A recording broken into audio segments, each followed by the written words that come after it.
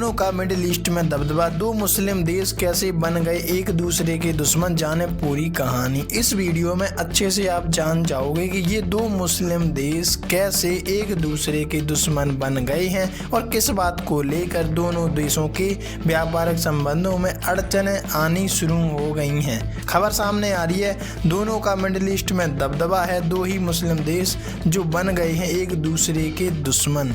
कभी एक दूसरे के अजीज रहे सऊद क्राउन प्रिंस मोहम्मद बिन सलमान और यूएई के शासक मोहम्मद बिन जायद अब यमन के मसले पर एक दूसरे के दुश्मन बनते दिख रहे हैं और दोनों में काफ़ी खींचातानी चल रही है। इन गल्फ खाड़ी देशों में शुरू से सऊदी अरब और यूएई संयुक्त अरब अमीरात का दबदबा रहा। पूरे मिडिल ईस्ट में इन दोनों सुन्नी मुस्लिम बहुल देश का कद काफ़ी बड़ा है। ये दोनों ही देश लंबे समय तक एक दूसरे के सबसे करीबी और भरोसेमंद साझेदार रहे हैं, मगर आज हालात बदल चुके हैं और अब दोनों कहीं ना कहीं एक दूसरे के दुश्मन बनते दिख रहे हैं। यमन के मसले पर इन दोनों देशों में तनातानी चल रही है।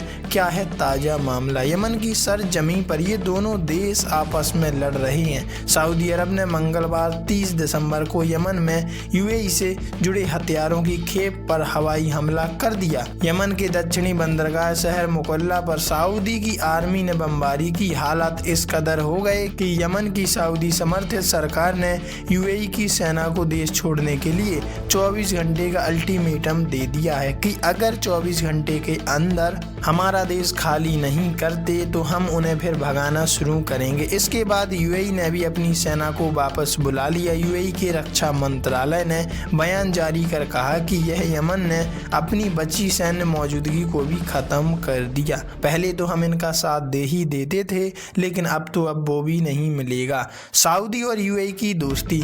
यूएई जब से अस्तित्व में आया तभी से सऊदी अरब उसका समर्थक रहा। बता दें, ये दोनों ही देश सुन्नी मुस्लिम बहुल और राजशाही व्यवस्था वाले हैं और दोनों की अर्थव्यवस्था तेल पर निर्भर है। खाड़ी में ईरान के बढ़ते प्रभाव को लेकर उपजी चिंता के कारण दोनों देशों की दोस्ती काफ़ी मजबूत रही। 2010 के दशक की शुरुआत में दोनों देशों की दोस्ती चरम पर थी। सऊदी के क्राउन प्रिंस मोहम्मद बिन सलमान और यूएई के शासक मोहम्मद बिन जायद इस्लामी कट्टरवाद और ईरान के खिलाफ मिलकर एकजुट रहे। 2011 में संयुक्त अरब अमीरात और यूएई ने इस्लामी आंदोलन के खिलाफ एक संयुक्त मोर्चा बनाया। बहरीन में विद्रोह को दबाने के लिए संयुक्त सेना भेजी और 2013 में मिस्र मुस्लिम ब्रदरहुड सरकार को सेना द्वारा हटाने में अहम भूमिका निभाई। कैसे बिगड़ती हैं रिश्ते? 30 दिसंबर 2025 को यमन की दक्षिणी बंदरगाह मुकल्ला पर सऊदी अरब के नेतृत्व वाले गठबंधन ने हवाई हमला किया।